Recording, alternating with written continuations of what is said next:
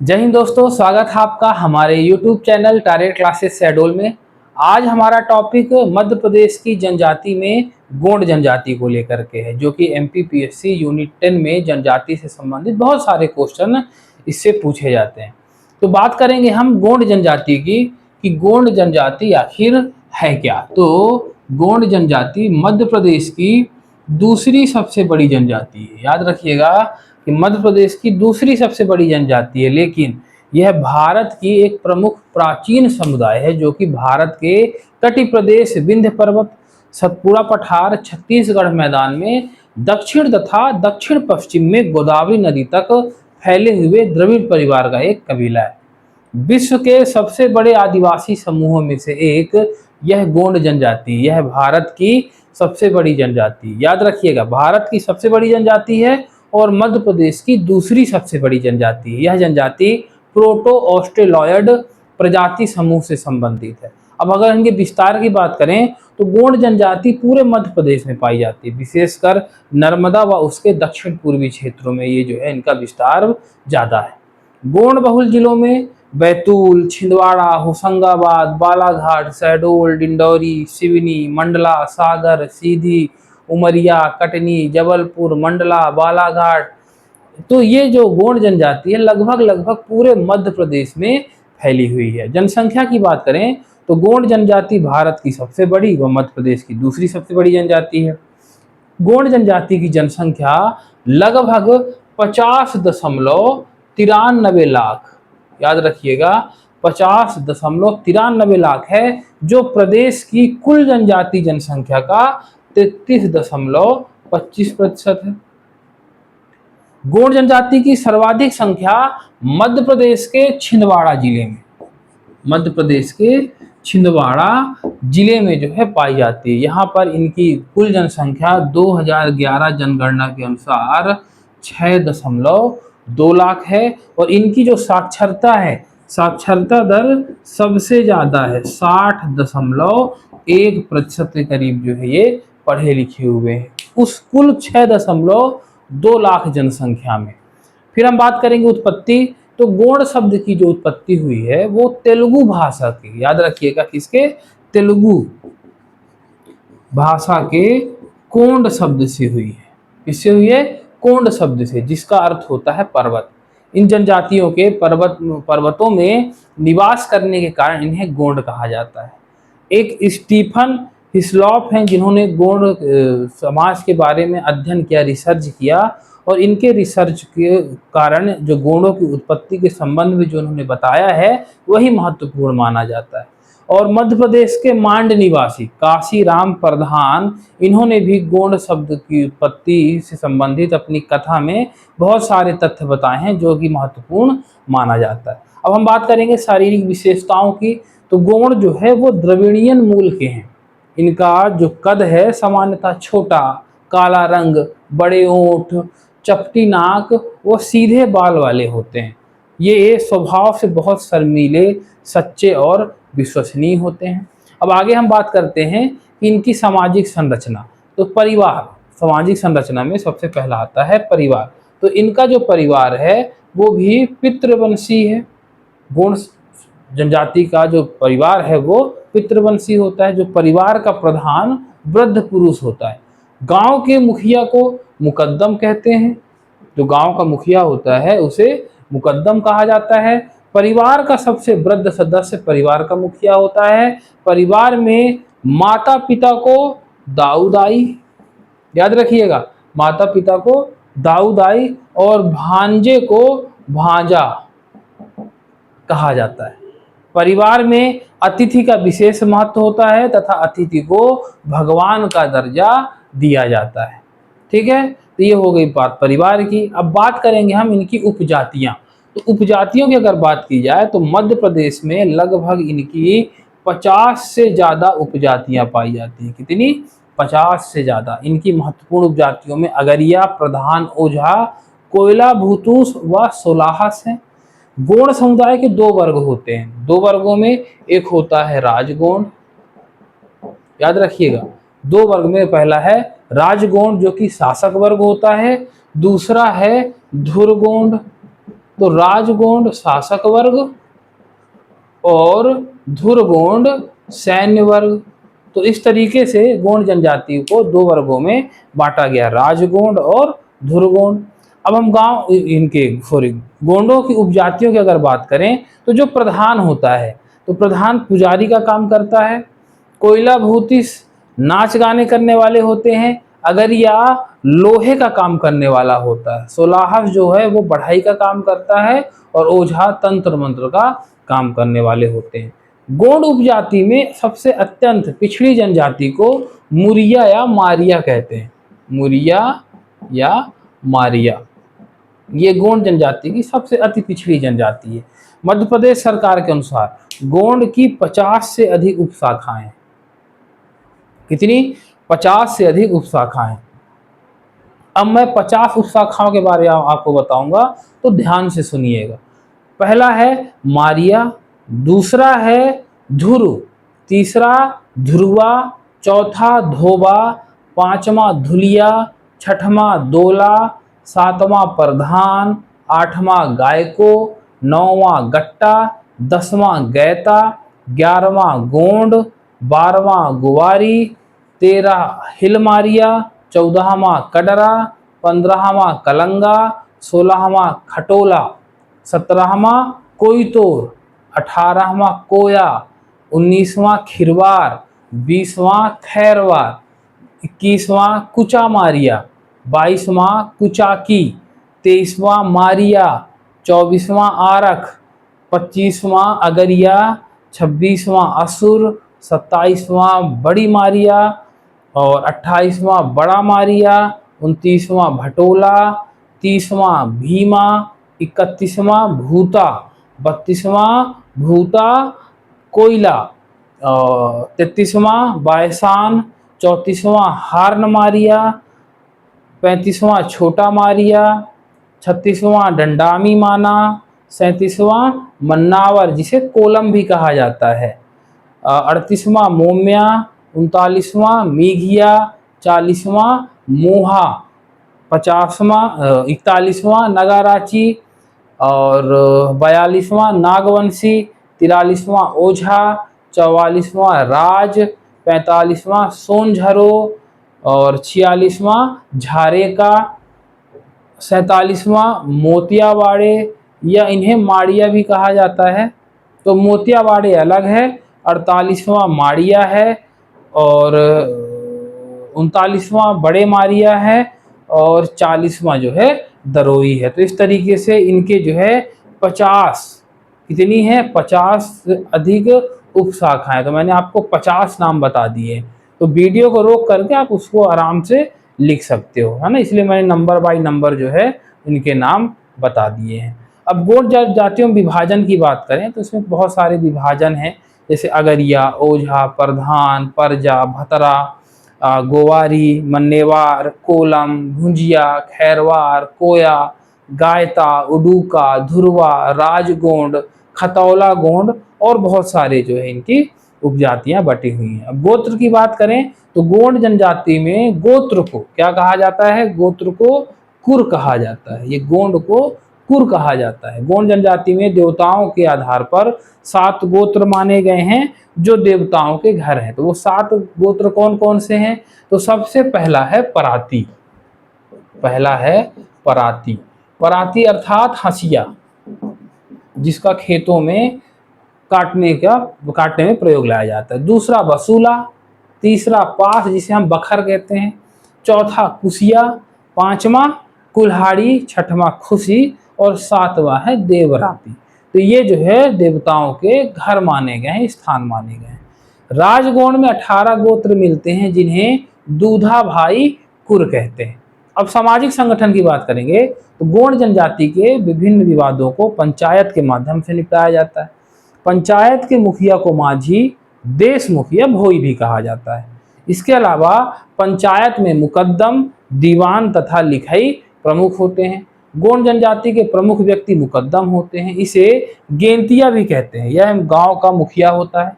इसकी नियुक्ति परंपरागत होती है। इसका मुख्य कार्य मालगुजारी वसूलना होता है। दूसरा है कोटवार। और इसका मुख्य कार्य मुकद्दम की सहायता करना है। यह जन्म मरण का हिसाब रखता है। तीसरा है दीवान, गांव के मुकद्दम की गुप्त सूचनाएं मुखिया को उपलब्ध कराता है। चौथा है लिखाई, पंचायत का ये वृद्ध सदस्य होते हैं। गुनिया और बरुआ, तो गांव में तांत्रिक क्रिया करने वाले, जिसे पंडा भी कहते हैं। निवास स्थान की बात करें तो गोंड दुर्गम व पहाड़ी क्षेत्रों में निवास करते हैं। इनके घर घास फूस व मिट्टी के बने होते हैं। और खान पान में गोंड शाकाहारी व मांसाहारी दोनों होते हैं। इनका मुख्य खाद्य पदार्थ पेज है।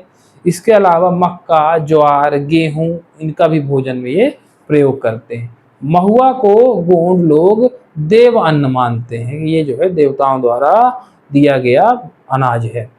वस्त्र और आभूषण की अगर हम बात करें तो गोंड कम वस्त्रों का प्रयोग करते हैं। पुरुष सूती वस्त्र, लंगोटी व सिर पर पगड़ी पहनते हैं।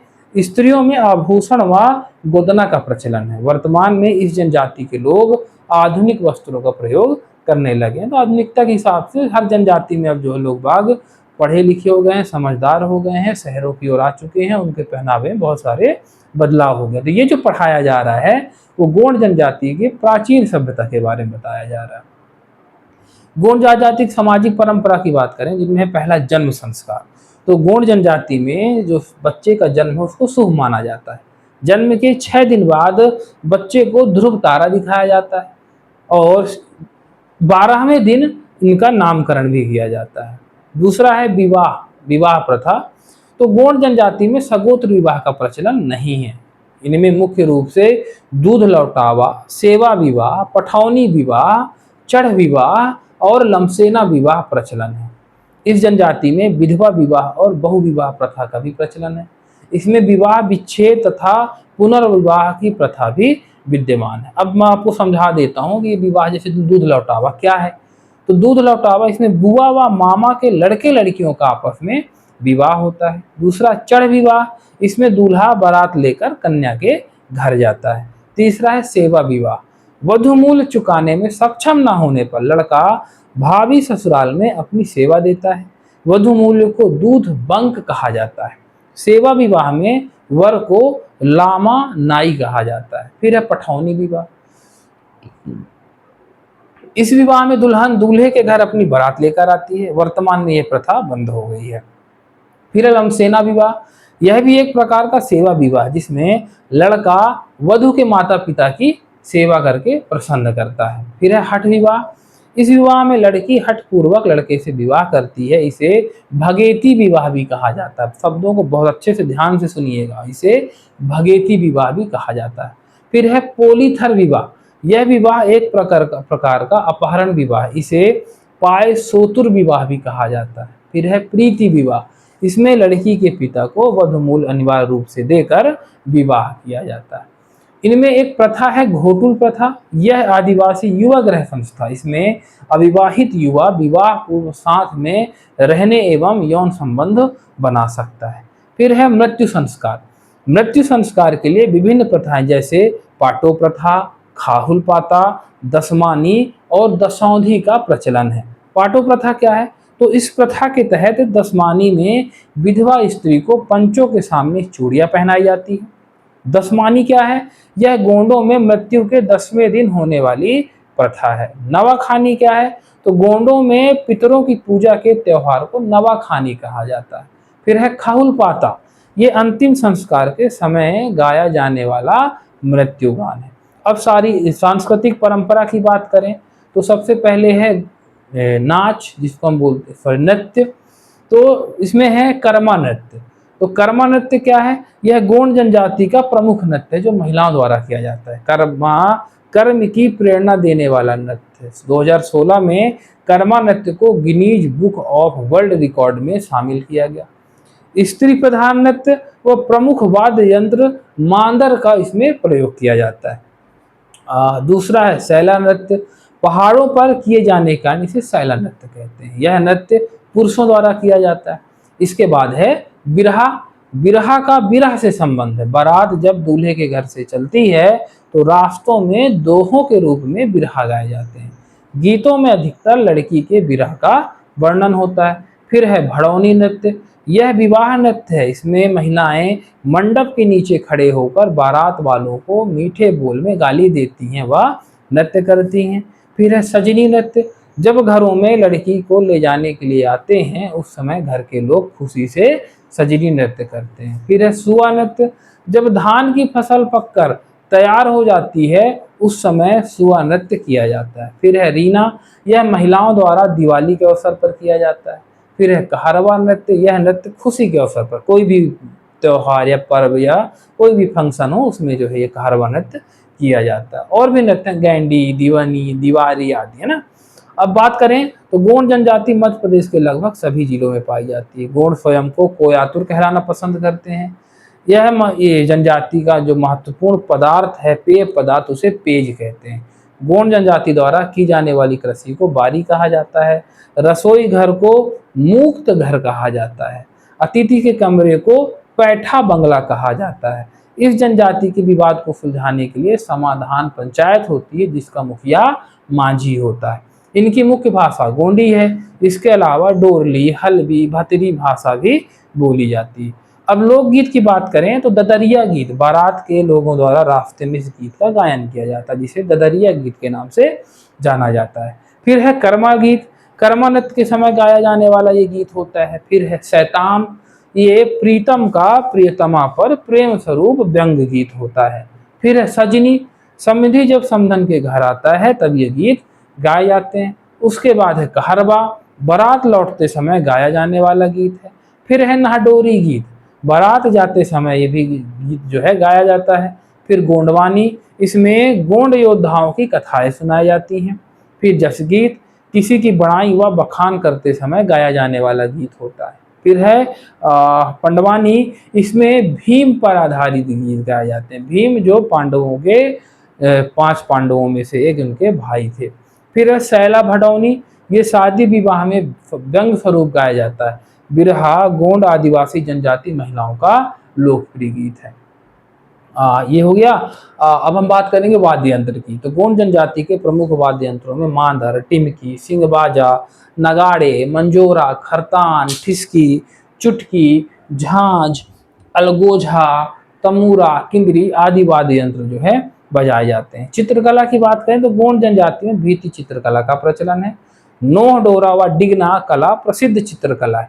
चित्रकला के प्रसिद्ध व्यक्तियों में दुर्गाबाई, आनंद सिंह, कलावती श्याम, बहुत सारे जो है तो चित्रकला के प्रसिद्ध चित्रकार हुए। गोंडों की प्रसिद्ध चित्रकला में जो नोह डोरा है यह भित्ति चित्रकला, इसे महिलाएं घर में मिट्टी से भित्ति चित्र बनाती हैं। डिगना कला, ये चित्र विवाह के समय बनाए जाते हैं। इसमें महिलाएं घर की दीवार व फर्श पर मिट्टी व गोबर से चित्र बनाती हैं।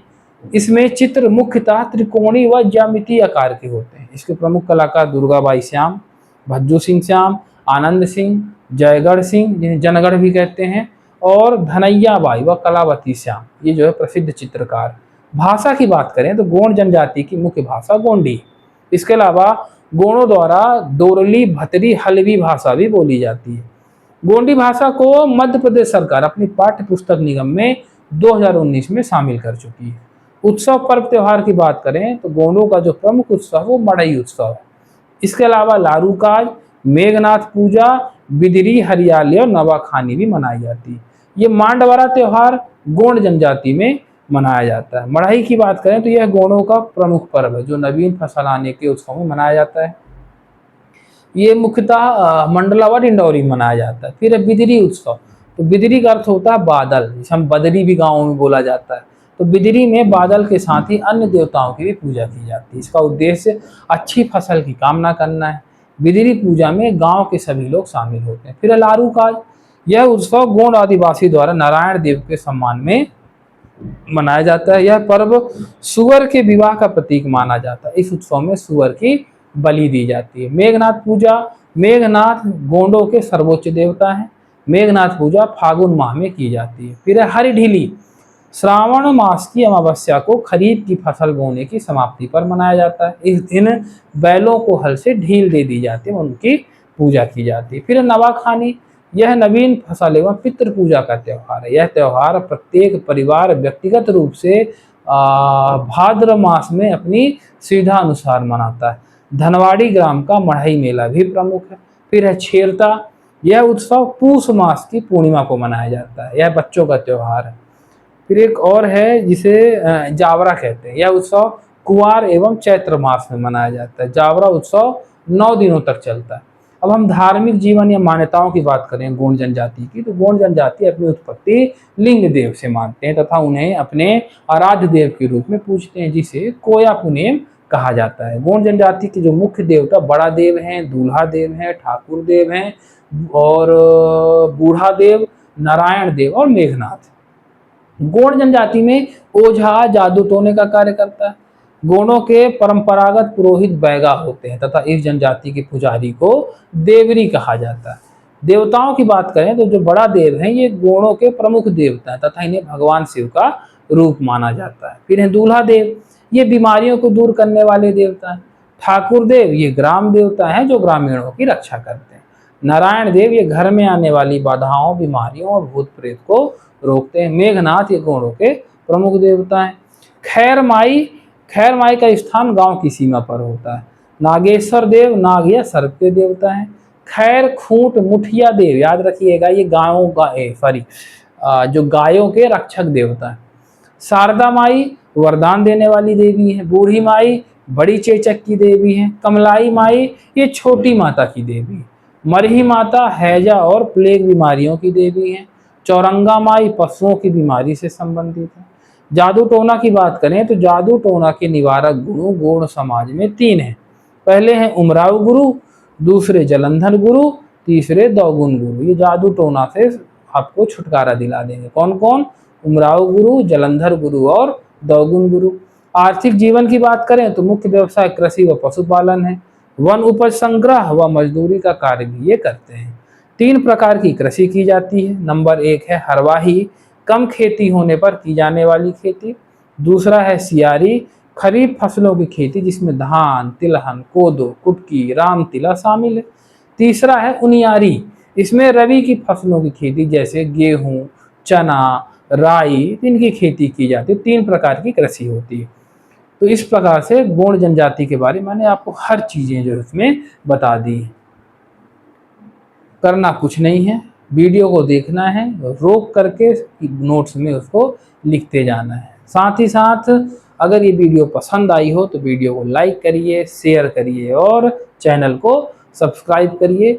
सबसे इम्पोर्टेंट बात, हमारा जो ऑफलाइन बैच है वो 1 जुलाई से शुरू होने जा रहा है। अगर आपने अभी तक रजिस्ट्रेशन नहीं कराया तो नीचे दिए गए नंबर पर कॉल करके रजिस्ट्रेशन करा सकते हैं और 1 जुलाई से नया बैच ज्वाइन कर सकते हैं। आपको 2 दिन का क्लास डेमो फ्री मिलेगा। तो जल्दी करिए, कॉल करिए और जो है अपनी सीट बुक करिए। मिलते हैं फिर नेक्स्ट वीडियो में। धन्यवाद।